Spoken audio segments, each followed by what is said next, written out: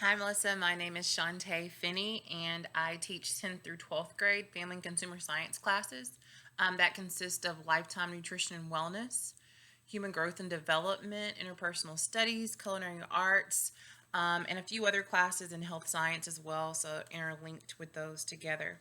I really enjoyed your bubble. I've never used bubble before, but I really enjoyed the mind mapping of it, how students would be able to have a few ideas, or you could give them the questions as she did for us, and then they're able to differentiate their pros and cons, or if they agree or disagree with something, and even work with a partner with that. So I really enjoyed that.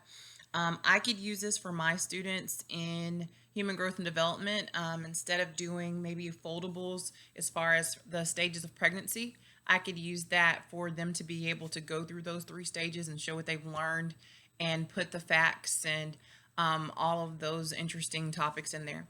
I do wonder if you're able to put pictures in there. I know I used Pixton and that was a limited resource, so I wonder if this one has more features that I didn't see either. But that was really neat with all the colors, and it was easy for them to be able to put all of their thoughts and ideas in one place. And so even if their classmates are looking at that to get help, everything is in one set category. So that was really neat.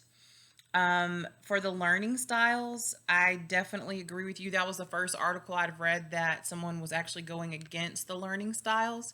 But the more that I read it, I actually agreed with him because just like you said that you felt as though you're a visual learner, I've heard so much and read so many things about it. I believed I'm a visual learner and sometimes tactile. And so then every year when we learn something else, we start to put ourselves in a different box.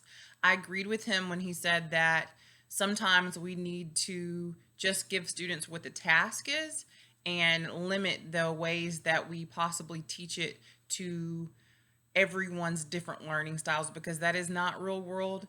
That they're giving people tasks, or we're given tasks at work just for people that are visual, or just for people that are tactile or auditory, or any of those things. So we definitely have to teach our students to be a little bit more flexible.